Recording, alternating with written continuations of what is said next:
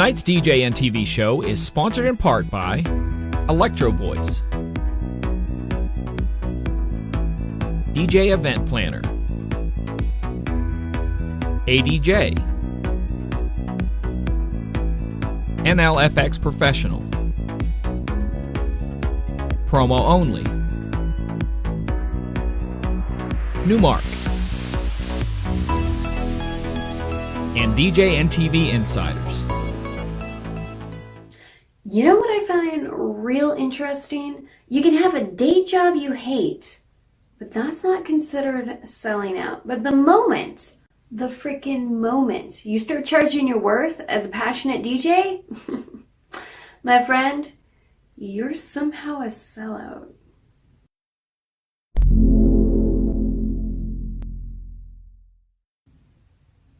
What's up, my good vibe DJ tribe? I hear this word, this buzzword, all the time. When a DJ starts talking about charging their worth, even if the dollar amount is incredibly small, we start hearing that buzzword thrown around. Like, you're a sellout for charging for something you're passionate about, for something that you love to do. Now, this Ask Kilma question touches on that and a couple other things that I feel like newbie DJs will appreciate, but also those of you out there that are questioning whether or not you should charge your worth. So let's jump right into the question. The question is, how do you go about stepping out from practice space to gigs and having people take you seriously? Buying gear this summer, I've never wanted to be a paid DJ, just always wanted to learn the art. Is turning a hobby into something else selling out? So you mentioned three things I want to touch on. The going from a practice space over into actually doing DJ gigs. You also mentioned being taken seriously as an artist. And of course, the sellout part. So let's just get the sellout out of the way. So when I think about somebody that is selling out, I am quite literally thinking of someone that is doing something they don't truly believe in, that are maybe taking sponsorship money or investors, that they don't believe that they're running their business ethically, that they don't believe in the product that is sponsoring them. To me, that is selling out. To me, that is going against your own morals and beliefs just to make a buck. What I don't believe selling out is charging your worth. And the ridiculous thing that I mentioned right at the beginning of the video is the day job that so many of us have that we don't truly love, that we're not very passionate about, because maybe in high school we were pushed to get a really good career that pays well. And maybe initially we thought we were really into that career, but then we got into it and we thought, this is not jiving for me. This is not what I want to do for the rest of my life. So heaven forbid you do find something that you want to do for the rest of your life, or at least a long period of time, and enjoy and thrive in, but charge your worth. Do you see how that's kind of ridiculous? So my question to you would be, thinking about the spaces that you're in right now, the people that may be influencing you into thinking that it's selling out, or what's going on with your belief systems. Because to me, truly, selling out is doing something you don't believe in just to make a buck or advance in your career. So if you're playing the music that you love, if you are working with the people that you believe in and are passionate about, no, that's not selling out. 2, you mentioned the part about going from practicing to going into the gig. Now here's the thing. There's only so much you can do as far as practicing in your bedroom or home studio. If you don't get out there, if you're not in the club, if you're not testing out different sound systems, reading an actual crowd, then you're actually missing out on some of that practicing, because you really do need to be out in the world real time. So let's think about, what is it you can learn in the club that you're not going to learn at home? Like reading the crowd, like knowing what the appropriate music to play at the different time of the evening. Maybe you're an opening act right at the beginning when people are first coming in.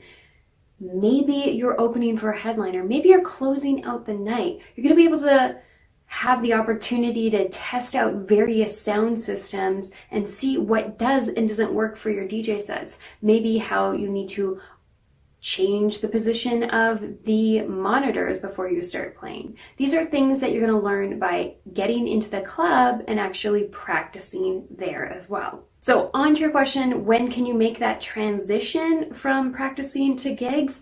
I would say once you have recorded a mix that you are totally okay with sharing. So that means sharing for promo, that means sharing to promoters so they know what style of music they can expect you to play. And also, so you had the opportunity to record, listen to your mixes, figure out what's working, what's not, changing it up until you've got that mix that you're ready to showcase. It doesn't mean it's perfect. It doesn't mean it's the best mix out there. It showcases where you're at in your abilities as far as a DJ. Now, onto your question about how to be taken seriously in the industry. If you want to be taken seriously, there are a few things I would do. One, I would look at the DJs that you do take seriously in the industry. What do they have going on? Is it a professional website? Is it a logo? Is it a professional online presence? Maybe it's top quality DJ mixes. Think about the things that they're doing that make you take them seriously. It doesn't mean you have to be doing all of that stuff all at once, but it's something for you to work towards. I would also try not to take advice from one space. Even though I'd love to give you all the advice in the world, I think it's important to listen to a lot of successful people, probably even outside of your city, so you don't get a biased opinion on what that might look like for you, because then that way you can really pick and choose what works for you. You can test out different theories, and I mean that's really what happens in the creative process of being a DJ or making music. You're testing out various ways of mixing your music or production so that you can figure out what your sound is and how you want to put yourself out there. Take me, for example. I was a drum and bass DJ over a decade ago, and I thought that was the music I was going to play and produce for the rest of my DJ career. Now here I am doing house and techno, and I have no interest in ever playing drum and bass again. Maybe a throwback vinyl set, but at this point in my career, I've gone in a different direction, and I might have never known I wanted to go in this direction if I wasn't testing out various genres of music and mixing styles. So with that in mind, try to take the pressure off yourself about putting yourself out there like you have to be perfect, because you don't. And even if you've been around for decades, you still won't be a perfect DJ. So just put yourself out there, man. Just do it. Try not to think about it too much. I hope you found this answer helpful, but I'd like to hear from all the rest of the viewers out there. How did you know when you were ready to step into the limelight? And were there mistakes that you made that you wouldn't have learned had you not made those mistakes in the first place? As always, send your Ask Kilma questions via email, Facebook, Twitter, or Instagram, and I will answer them. Hashtag Ask Kilma.